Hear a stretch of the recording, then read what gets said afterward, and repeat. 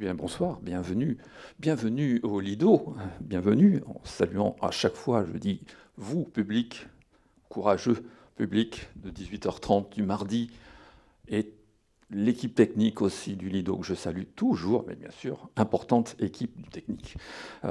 C'est tout à fait incontournable, en tout cas, de la bonne conduite de ces conférences, qui sont toujours très aventureuses.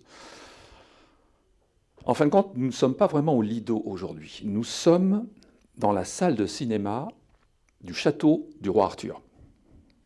Nous sommes à Camelot. Vous vous en doutiez, je suppose. Tous les anachronismes sont bons. Avec Alexandre Astier, tout est possible, tout est faisable, tout est goupillable.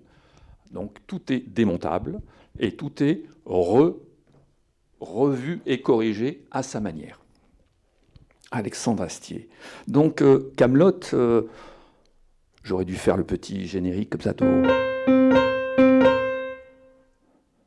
C'est l'appel.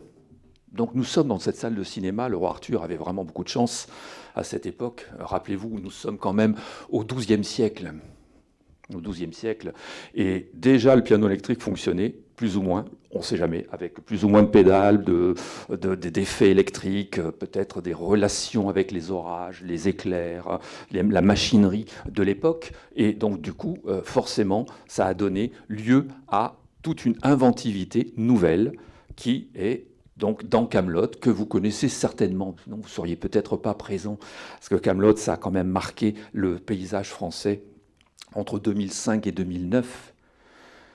Mais avant de marquer le paysage français entre 2005 et 2009, cette série, fameuse série avant le film, rappelons quand même que Alexandre Astier est né, un 16 juin 1974.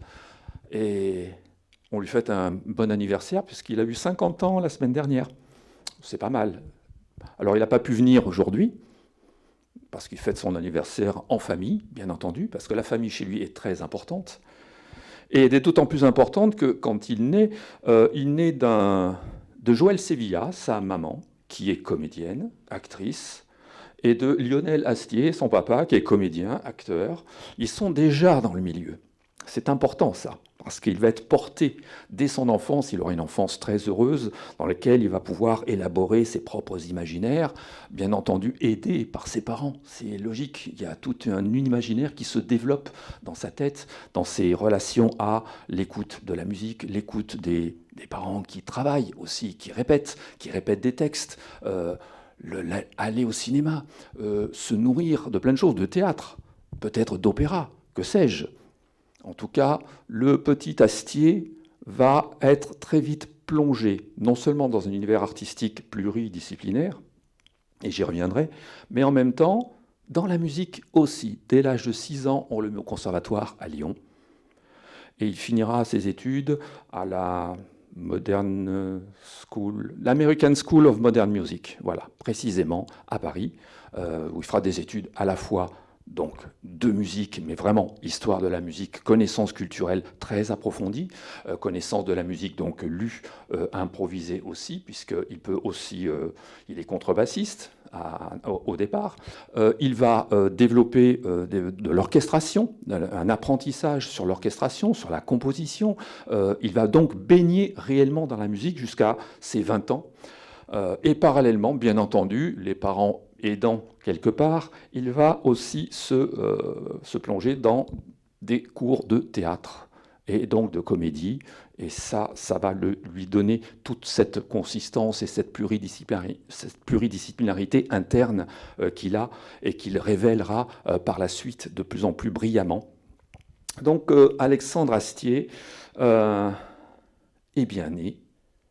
Et le rapport à sa famille fait que quand il va commencer à tourner, et notamment dans Camelot, mais aussi dans le film que vous allez voir après ma première approche, ce film donc qui est sorti il y a quelques années, il fait jouer sa famille dedans. Il fait jouer son père, il fait jouer sa mère, il fait jouer son frère, Simon Astier, demi-frère, mais enfin son frère, Simon Astier. Et puis entre-temps, bien entendu, il a eu un premier mariage dans les années 90. De son premier mariage, sont nés 5 enfants. Et d'ailleurs, il s'est marié avec la costumière qui travaillera sur Camelot. C'est une histoire de famille. Puis depuis, il a 2 nouveaux enfants. Et dans le film de Camelot, il en fait tourner 6. Donc il fait tourner le père, la mère, le frère, etc. etc. Oui, c'est vraiment une belle histoire de famille. Et je pense que la famille est importante pour lui parce que, comme il le dit, je ne sais pas si vous avez vu de petites interviews de lui, mais comme il le dit, la famille lui permet de rester un peu sur terre, de le ramener à la réalité des choses. Parce que sans ça, il resterait, comme il dit tout bonnement, dans son coin, en train de partir sur son imaginaire, qu'il a toujours. Alors, de sa mère italo-espagnole et de son père, dont la famille est née dans le Gévaudan, donc au sud-ouest de Lyon, il va gagner une personnalité très forte. Et je pense quand même que le roi Arthur, je me suis posé la question de ce roi Arthur qu'il va incarner. Ce roi Arthur est peut-être dû aux connaissances culturelles qu'il peut avoir. Et quand on regarde un peu l'histoire, on peut se dire qu'il y a un premier compositeur qui a travaillé sur le roi Arthur, King Arthur. C'est Purcell. En 1691, Purcell écrit un opéra donc sur cette légende, car c'est une légende, on ne sait pas si ce personnage a existé, avec ces preux chevaliers de la table ronde, cette recherche du Graal, cette épée qui s'appelle Excalibur, que le cinéma a magnifié il y a encore quelques décennies de cela. Ça a interrogé quand même les musiciens. Et donc pour vous dire que si on peut prendre un petit extrait, je ne veux pas prendre un extrait inconnu, je vais vous prendre un tout petit extrait d'un des passages les plus connus du roi Arthur, qui est ce fameux air du froid. Ce fameux air du froid dans lequel c'est Cupidon qui descend du ciel et qui va essayer de réveiller le génie du froid qui lui dit « Non, laisse-moi mourir dans le froid, laisse-moi mourir tranquille ». Et là, vous avez ce fameux air du froid qui a été donc magnifié en plus publiquement, je dirais grand public, par un artiste plutôt de rock, pop, variété en 1979 qui s'appelait Klaus Nomi, qui a remis ça au goût du jour, et ça s'est répandu sur plein d'autres qui l'ont répété, cet air du froid. Alors voici un petit extrait de l'air du froid qui peut-être nourrira Alexandre Astier d'une certaine manière. Écoutons-le.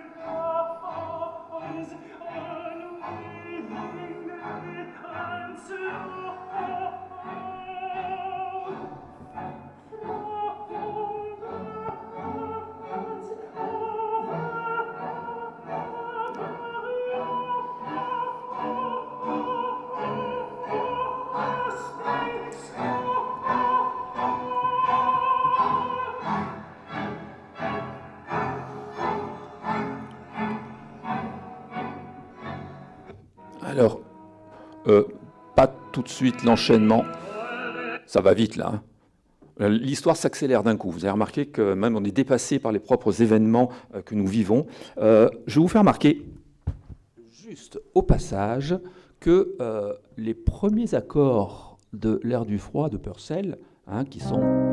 Alors là, je le fais dans le tempérament et avec le diapason d'aujourd'hui.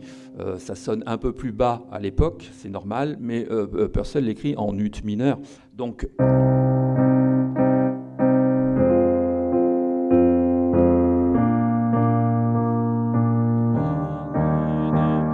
ces 2 premiers accords, on y reviendra. Peut-être c'est resté dans la mémoire d'Alexandre Astier, peut-être l'a-t-il vu, peut-être l'a-t-il écouté, certainement, car ses études musicales ont été sérieuses. Là, je vous montre quelque chose de sérieux. Et peut-être aussi a-t-il écouté ou entendu de loin, ou peut-être vécu cet opéra de Wagner qui s'appelle Parsifal, qui est le dernier opéra de Wagner, qu'il a écrit en qui a été créé en 1882 plutôt, c'est-à-dire un an avant sa mort, quasiment. Et Parsifal est le nom transformé, en tout cas, du côté allemand de Perceval, qui est un des chevaliers de la table ronde. Alors ça a intéressé aussi Wagner dans ce sens-là, puisque nous avons à la fois le Graal, Excalibur.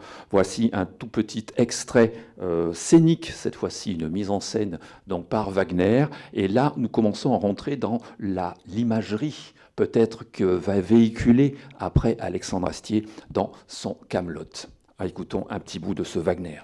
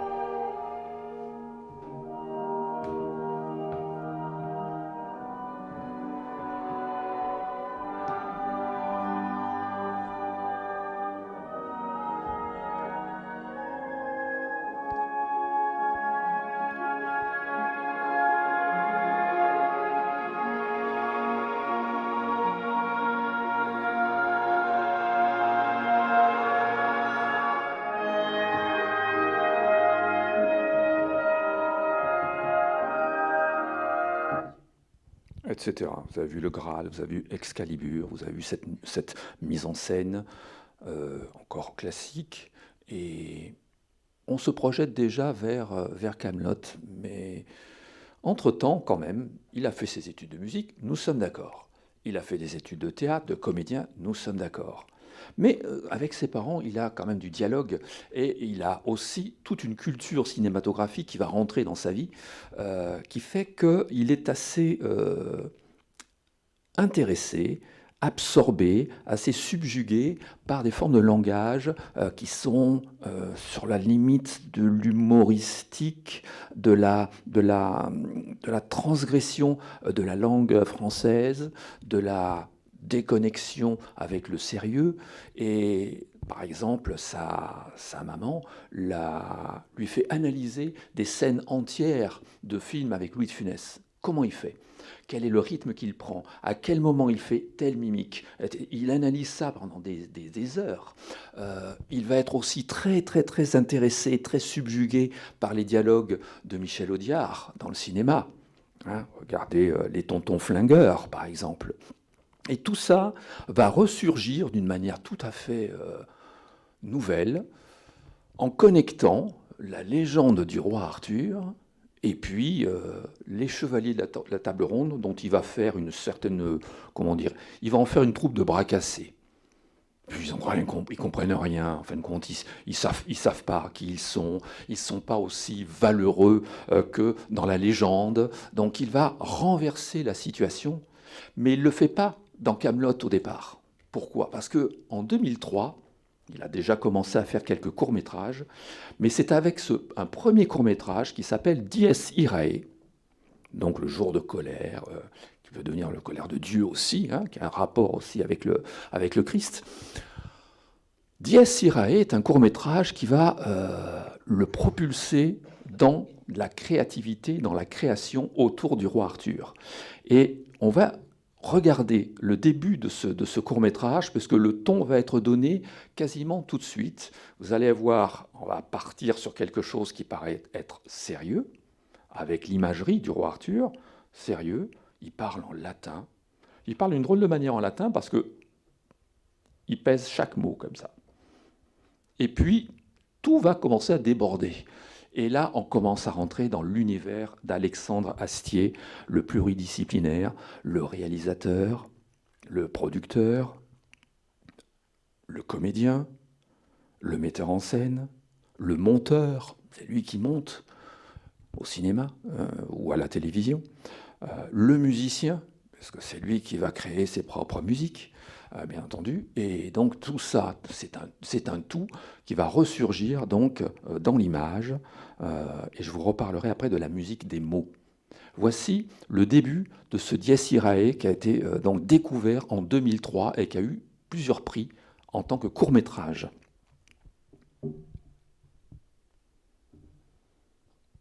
Nous y arrivons. Donc de jour de...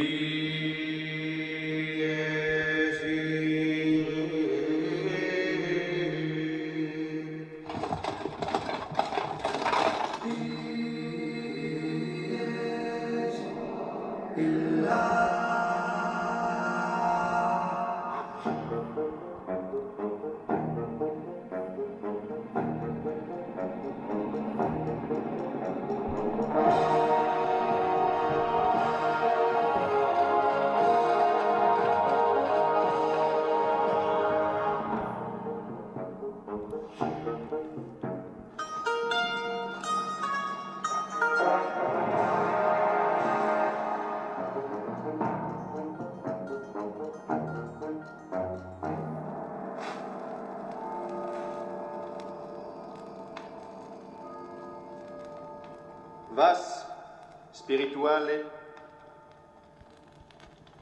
vas honorabile, vas insigne devotionis.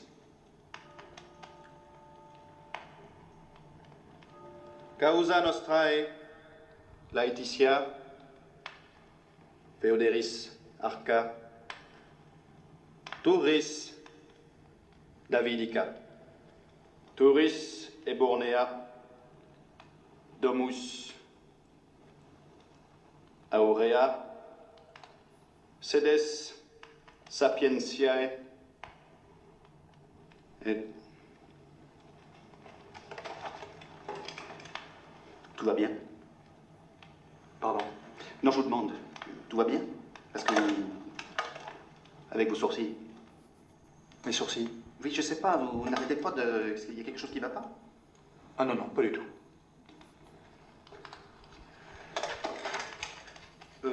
Non, Père Blaise, c'était pas la peine de le noter, ça.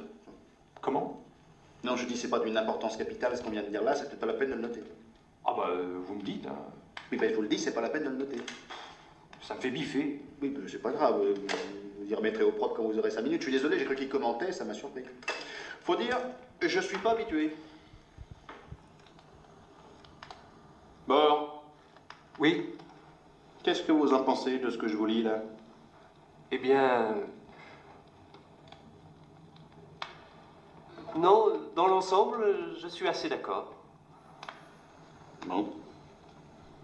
Léo Dagan? Ben, je dirais que, d'une manière générale, non, je suis relativement satisfait. Ben, vous me posez la question. Oui, mais je sais bien qu'en gros, vous êtes satisfait, mais c'est pas ça que je vous demande. Qu'est-ce que vous me demandez alors? Bon, Caradoc, avant de roupiller complètement. Qu'est-ce que vous pensez de ça? Bah, pas grand-chose. Bon, ceci dit, je parle pas le latin. Vous parlez pas de latin? Ah non?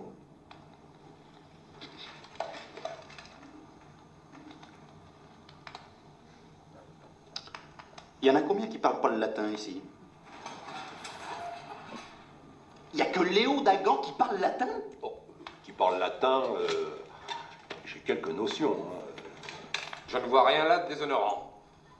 Je parle pas de déshonneur, cher Duc. Enfin, c'est pas compliqué, on se voit 4 fois dans l'année. Aux solstices, aux équinoxes, depuis bientôt 7 ans. Vous attendez maintenant pour me dire que vous pigez rien à ce que je raconte. Oh, vous voyez plutôt ça comme une sorte de rituel. Mais ça n'empêche pas de comprendre. 4 siècles d'occupation romaine et pas un mot de latin. Oui, ça c'est vrai.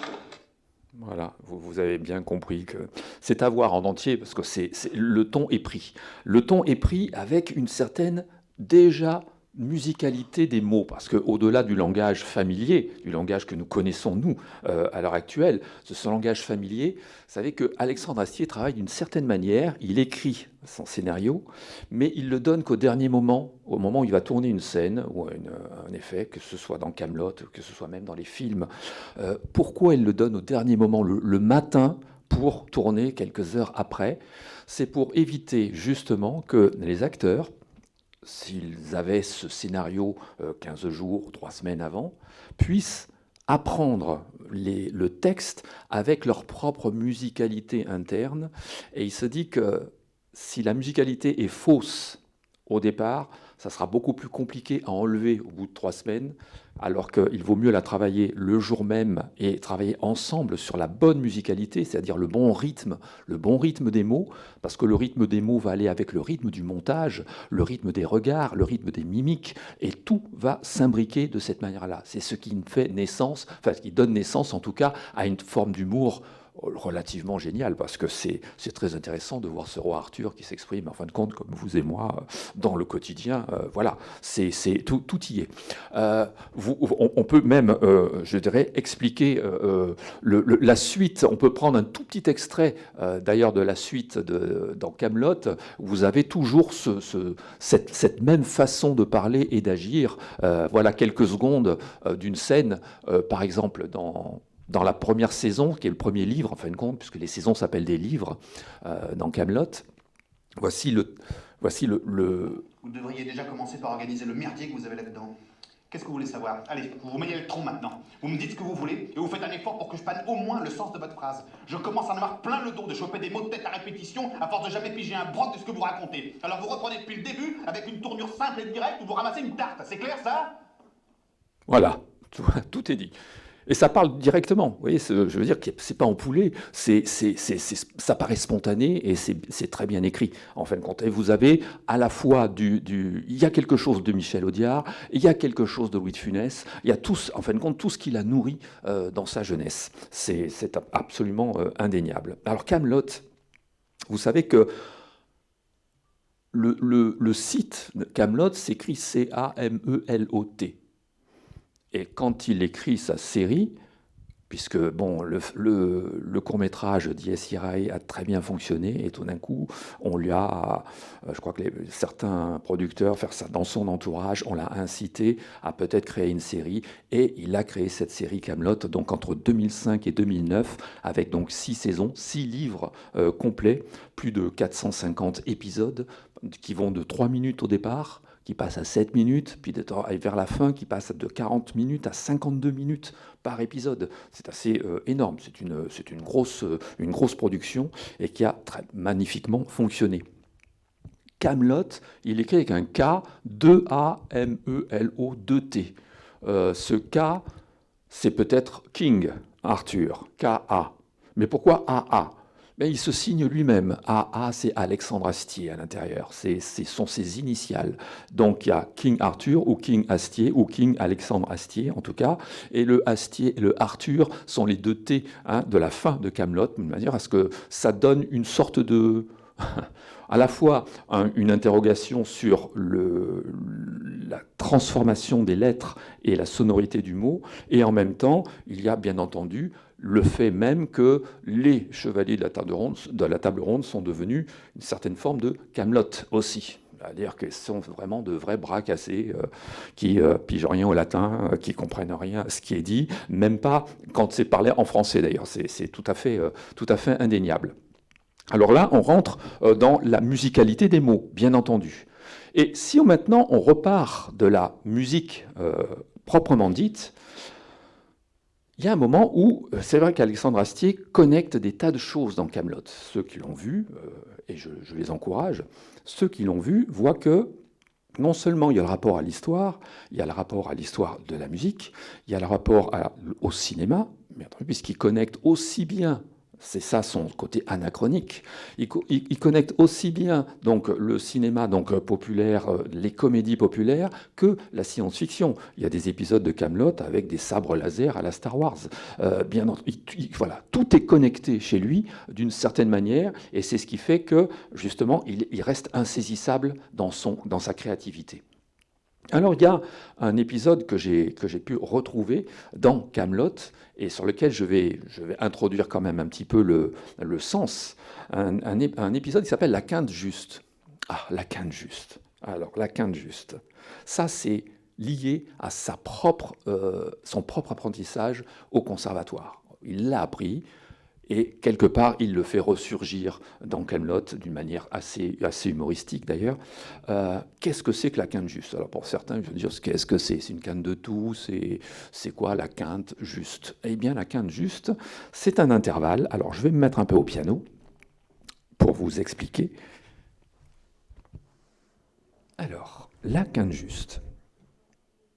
Quand, au VIe siècle avant Jésus-Christ, ça démarre mal, hein. 6e siècle avant Jésus-Christ, Pythagore découvre les harmoniques du son, c'est-à-dire la façon dont le son est constitué. Il découvre les premiers harmoniques et sur un son donné, vous avez tout ça qui est contenu. Et ensuite, voilà, ce sont les premiers harmoniques du son. Ces premiers harmoniques sont faits d'une octave, d'une quinte juste, qui est celle-ci, ce que vous entendez là, d'une quarte, et après il y a des tierces qui arrivent.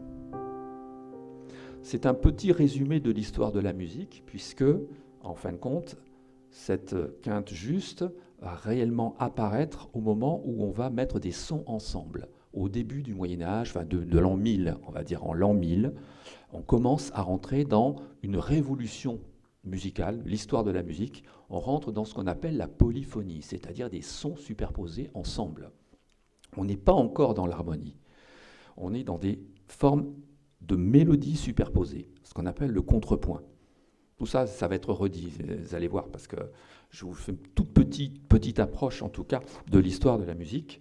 Et quand on superpose des mélodies, l'Église va assumer les premiers intervalles de Pythagore, puisque ça vient de lui, en fait, toute cette influence, ces premiers intervalles qui se superposent et qui paraissent aux yeux et aux oreilles de l'Église comme stables.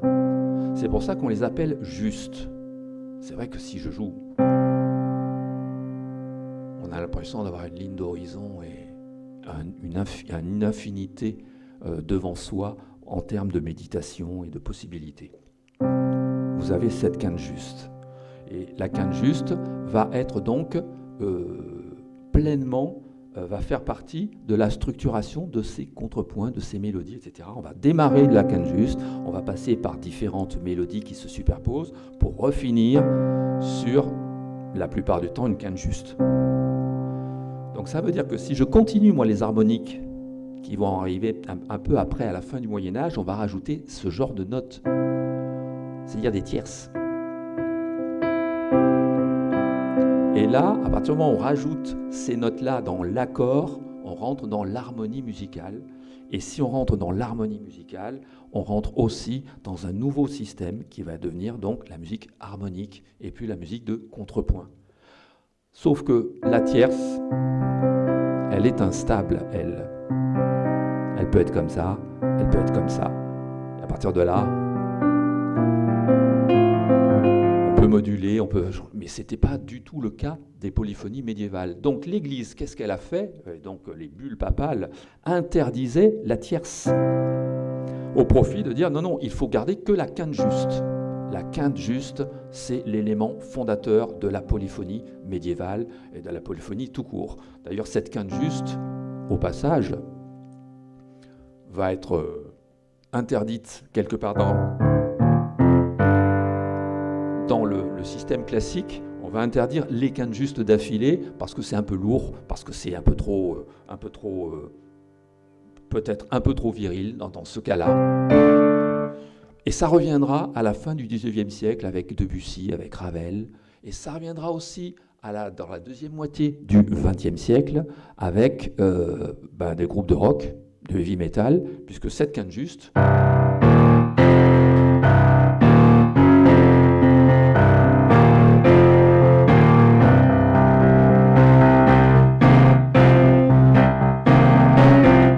va devenir, chez les guitaristes, et les guitaristes le savent bien, le power chord, c'est-à-dire l'accord de puissance, l'accord de pouvoir. Vous voyez, la quinte juste, elle a toute une histoire en fin de compte. Mais au départ, au Moyen-Âge, la quinte juste était la norme.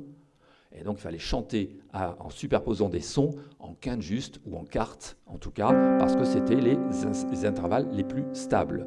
Alors maintenant que vous avez vu ce petit résumé, on va dire, de l'histoire, vous allez avoir alors c'est un montage pour le coup, parce qu'on ne peut pas avoir, au niveau des droits, c'est très difficile avec Alexandre Astier d'avoir une totalité d'un épisode complet. Donc c'est un épisode qui est reconstitué avec les comédiens et avec une partie donc, qui est issue de Kaamelott, donc de la série, et les comédiens qui répondent et qui font exactement la même attitude que dans Kaamelott, mais sans costume, dans un appartement tout à fait banalisé. Mais c'est l'histoire en fin de compte qui compte, et vous allez voir exactement comment il se comporte. Écoutons cette quinte juste. Est-ce que c'est bien l'heure de taper la chance que vous êtes là? Il n'y a pas d'heure pour chanter, c'est une excellente idée, Père Blaise. Ne vous inquiétez pas, ça ne changera pas. Pourquoi c'est une basse, s'il vous plaît. Donc, sire, vous allez chanter la même note que Bort. C'est ce qu'on appelle un unisson. Bravo. Maintenant, sire, vous allez passer de l'unisson à la quarte inférieure. Maintenant, même chose avec la quinte. Voilà, c'est tout ce qu'il y a. Unisson, quarte, quinte et c'est marre. Tous les autres intervalles, c'est de la merde. Le prochain que je chope en train de siffler un intervalle païen, je fais un rapport au pape. Mais tous les gratte-caisses là sur le marché aux bêtes, avec leurs crin-crin pourris, je te mets de la tierce, de la sixte, mais oh, ils se prennent pour qui? Moi ça me bousille les esgourdes, les sixtes, je suis déjà à moitié sourd. Et si vous arrêtiez de gueuler un peu? Mais enfin, Père Blaise, je ne comprends pas. Qu'est-ce que vous avez contre les tierces? Ça me fait gerber. Sire, faites une tierce. Non, vous faites une tierce, je me tire. Majeur ou mineur? Mais qu'est-ce que c'est ces conneries là? Majeur, mineur, mais c'est pour les dégénérés. Il y a un seul truc de valable, c'est juste. Mineur. Oh, mais arrêtez, hein, je vais me mettre à dégobiller sur la table ronde. Bon, vous faites une pédale sur dièse iré. Dièse iré. Bien, et là, vous, sire... Non, vous, sire, il se casse parce qu'il en a ras-le-bol. Sire, vous reprenez à la quinte juste. Dièse iré. Celle-là, c'est propre, c'est harmonieux. Oui, enfin, avec quelques fioritures, on arrive très vite sur une petite sixte et c'est joli. Et c'est de la merde. Sire, une petite variation. Dièse iré. Oh, mais vous êtes des malades!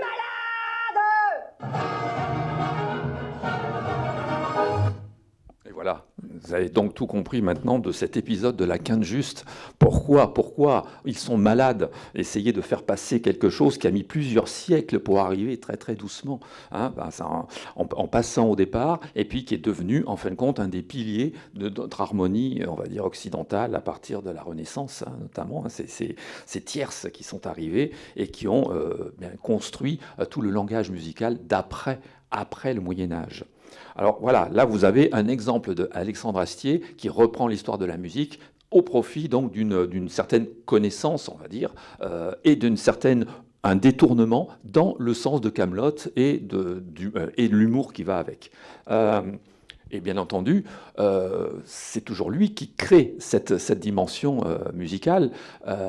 Bien entendu, vous avez tous le générique de Kaamelott en tête aussi, puisque le générique de Kaamelott commence en tout cas le premier générique, puisqu'il en a fait, il y a 6 saisons, et à chaque fois, il fait évoluer le générique. On va écouter dans un petit moment, pas tout de suite, mais on va écouter l'évolution de ces génériques qui partent toujours dans le même sens.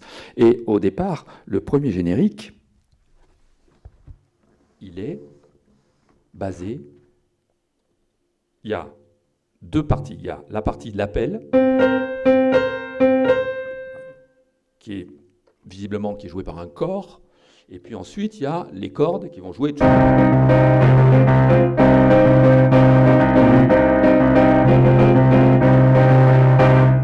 Remarquez que ces accords-là, c'est le début de l'ère du froid de Purcell. Ce sont les mêmes accords qu'il utilise. Est-ce que c'est voulu ou pas?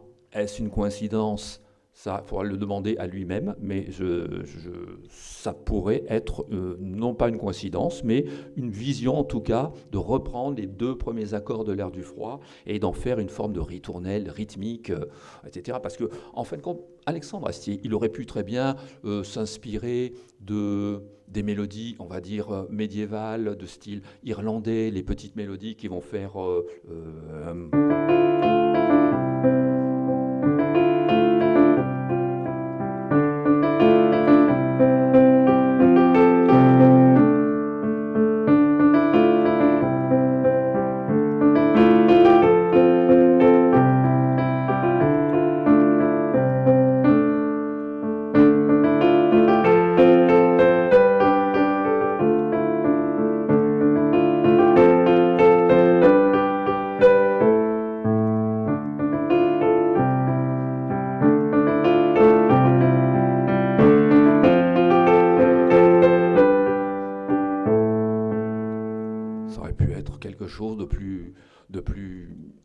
presque plus populaire, quelque part, dans ce sens-là, presque hérité des musiques traditionnelles.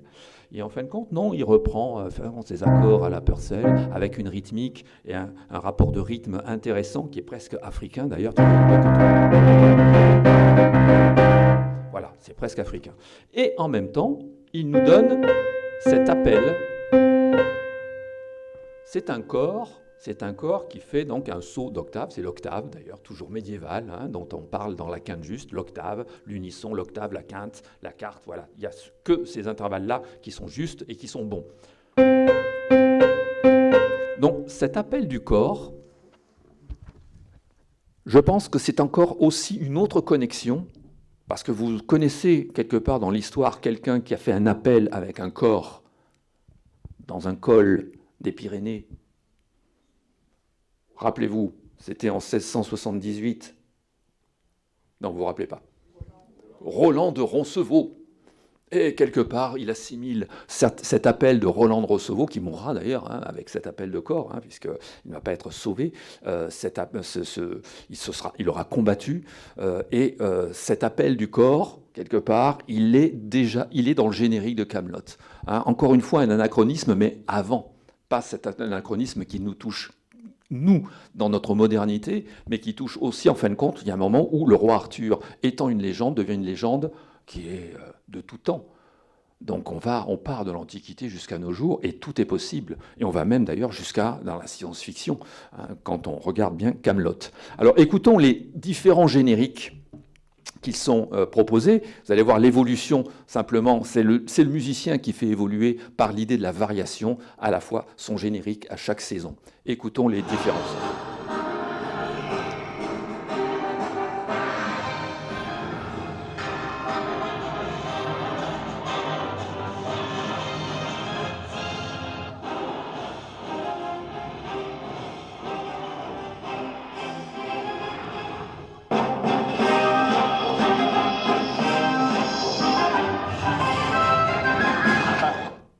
Voilà, vous avez entendu toute une évolution, donc en quelques secondes, d'accord. Mais enfin, c'est intéressant parce qu'en quelques secondes, vous entendez que le son change, que l'orchestration a changé, que le rythme n'est pas le même, que les intensités sont différentes, et que même mélodiquement parlant, il y a une progression.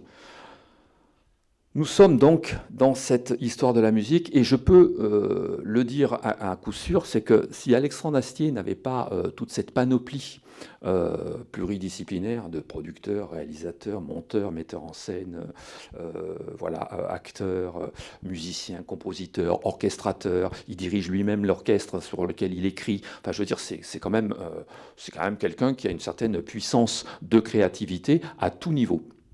Il est dans un imaginaire débordant. Mais s'il devait garder qu'une seule chose, ce serait le musical. Pour lui, c'est la musique qui est la base même des éléments, la base des choses, d'où la musique des mots, et je dirais même la musique du montage, la musique des images, le montage lui-même, le rythme même est musique. Donc tout est musique chez lui, hein, en termes de conception, de rythme, de rapidité, de lenteur, de cassure. Enfin, tout est vraiment, on peut le dire, profondément musical. Alors, après Kaamelott, j'aimerais aborder ce spectacle qu'il a monté, puisqu'il y a un moment où, en parlant du passé et en lui donnant une ouverture intemporelle, il est certain que ça devait le démanger aussi, quelque part. En 2012, il produit lui-même, il est seul sur scène, et il produit un spectacle qui s'appelle « Que ma joie demeure ». Que ma joie demeure. Et oui, c'est un Jésus, que ma joie demeure, c'est un thème de Jean-Sébastien Bach, et il décide justement de mettre en scène, il se met en scène en Jean-Sébastien Bach, Johann Sebastian Bach. Il se met en scène, et là, on a cette déconnexion, cet anachronisme complet, tout en connaissant parfaitement la vie de Bach, la musique de Bach, sauf qu'il le réinterprète comme un professeur de contrepoint, qui est happé au téléphone portable parce que sa femme va accoucher, donc il a connexion avec l'hôpital, il est devant son clavecin, il a des élèves devant lui, ils s'appellent tous Wilhelm, d'ailleurs, c'était un nom très, très courant à l'époque. Vous allez voir, hein, parce que j'en ai réservé un large extrait pour que vous voyez, si vous ne connaissez pas ce spectacle, c'est très intéressant parce que tout ce qui est dit est tout à fait vrai, mais avec cette façon de parler, cette façon de détourner le langage, c'est absolument hilarant, cette façon de positionner le Johann Sebastian Bach qui est maître de chapelle. Donc on dit Herr Kapellmeister, donc monsieur le maître de chapelle, hein, c'est Herr Kapellmeister, il en parlera. Et puis, d'un autre côté, la vie de Bach n'a pas été que musicale, puisque Bach aussi est issu d'une grande famille de musiciens, mais il va aussi avoir pas mal d'enfants. Alors, Astier en a déjà 7, c'est déjà pas mal, hein. Mais sachez qu'en 2 mariages, Bach, dans sa vie, en a eu 21. C'est pas mal. C'est famille nombreuse, là. Hein. Sauf qu'il y en a 9 qui sont décédés en bas âge, parce que l'époque, c'est compliqué aussi en termes de soins, voilà, c'était le début du XVIIIe siècle, voilà. Donc il y avait pas exactement les mêmes éléments pour pouvoir tenir en vie des enfants qui attrapaient peut-être des maladies qui tombaient rapidement, dans l'oubli de leur propre vie. Et donc Bach, que vous allez voir là, se met en scène. Donc il est habillé en costume d'époque, avec la perruque plus ou moins de travers, comme ça, parce qu'il est toujours pressé. Rappelez-vous qu'à cette époque-là, Bach écrit aussi une cantate par dimanche. Une cantate, il en parle aussi. Une cantate, c'est une œuvre pour ensemble instrumental et chœur. Donc il produit chaque dimanche une nouvelle cantate.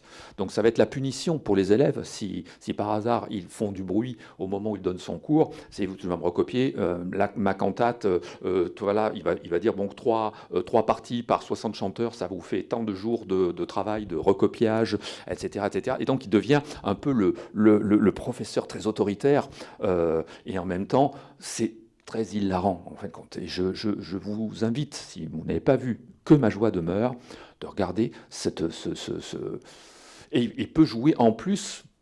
Il peut jouer il joue à des moments du clavecin, il réfléchit, puis il parle, et puis il se contredit. Et écoutez, Que ma joie demeure. Voilà le début, en tout cas, du spectacle. Voilà comment il se présente, avec Salut les petits lapins. On y va. Et là, vous avez un Bach actuel. Salut les petits lapins. excusez pour le retard, mais là, ce matin, je suis en vracos. Bah, tu te lèves pas, toi. Qui c'est au départ, le gars, lui? Tu t'accompagnes quelqu'un ou t'es nouveau? Ah, t'es nouveau? D'accord. Bah, les autres, en attendant que j'arrive, vous pouvez pas lui expliquer le principe, non? Ah bah c'est bon, je le fais, c'est bon. Donc, quand je rentre dans la pièce, hein, à n'importe quel moment de la journée, tu lèves tes niches du strapontin et tu dis « Mes hommages, Herr Kapellmeister ». Meister. Non, pas Herr Johann Sébastien, non. Non plus. Non, ni Jean Séba, ni Jean-Jean, ni Vieille Branche, ni Coucouille. Non, c'est Herr Kapellmeister, terminé. Et tu te rassieds. Voilà. Et tu fermes ta gueule. Voilà. Bon, les gars, hein, je vais être franc. Ma femme était censée accoucher hier soir, donc ça se passe mal, hein, ça se passe très mal. Ils ne savent pas si c'est elle qui va y passer ou le gamin, ou les deux, on ne sait pas.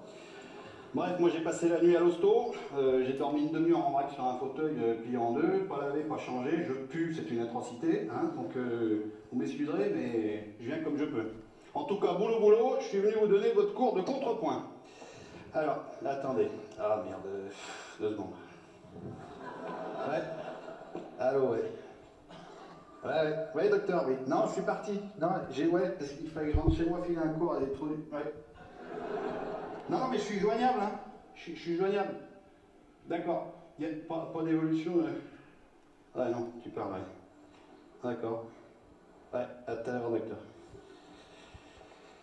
Ah.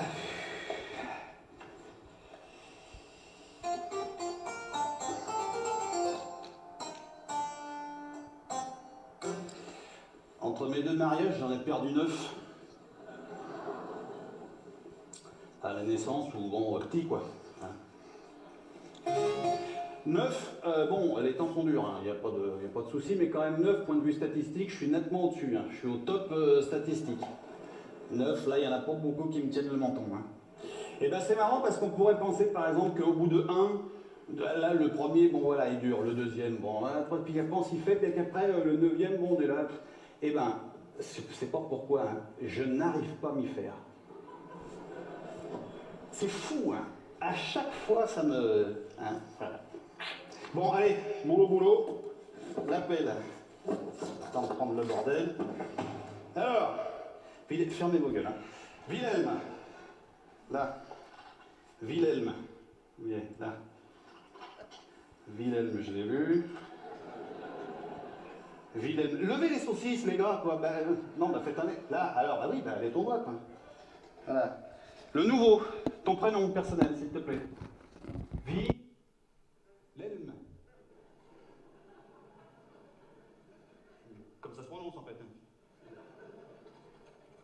Ah, attends, oui, c'est toi le fils du baron, machin, duc de Mélène, c'est ça?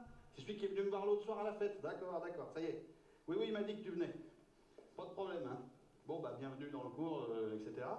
Par contre, ton père m'a dit, ça c'était à toi un petit peu, ton père m'a dit, vous ferez attention à Kapellmeister, il n'a pas forcément le niveau, en parlant de toi. On en est où à peu près, sur le niveau? Sur une échelle de... ça se passe où? Parce qu'ici, c'est un cours de contrepoint rigoureux, contrepoint fleuri. Il ne s'agit pas de jouer voilà du boudin, la flûte à bec, t'as compris, c'est pas le projet. Là, on est sur un certain niveau tout de même. Alors, où t'en es? Il sait pas. Bon, on va regarder tous les deux, là. On va regarder. Pendant ce temps, les autres, vous me faites des sujets de fugue. Sujet de fugue. Oh là là! Chut. Oh! Attends que j'entende rien, Le premier qui l'ouvre, il me fait mes copies de la cantate de dimanche, 3 feuillets par 60 chanteurs, et il passe 2 jours, Méfiez-vous parce que je le fais. Alors, ah, putain, excusez, Ouais, docteur, oui. Allô? Ah, putain, j'entends. Je reçois, ouais. Pourtant, je suis pas de la fenêtre, je sais pas. Ou ça vient du fait qu'on est en 1730, j'en sais rien. Allô? Ouais, ça y est, ouais. Rien de neuf? Vous avez bien fait d'appeler, du coup? Non, mais bon, ouais, donc quoi, qu'est-ce qu'on fait? Rien? Ouais, d'accord. Non, très bien. Non, oui. Que je me tienne prêt à tout? Ouais, j'étais plus ou moins parti là-dessus, docteur. On est d'accord que... 9 grossesses foirées, je peux vous dire que... Ouais. Non, ça va, ouais. Non, puis je suis avec... Ouais, non, tout va bien. Allez, je suis joignable, docteur, n'hésitez pas.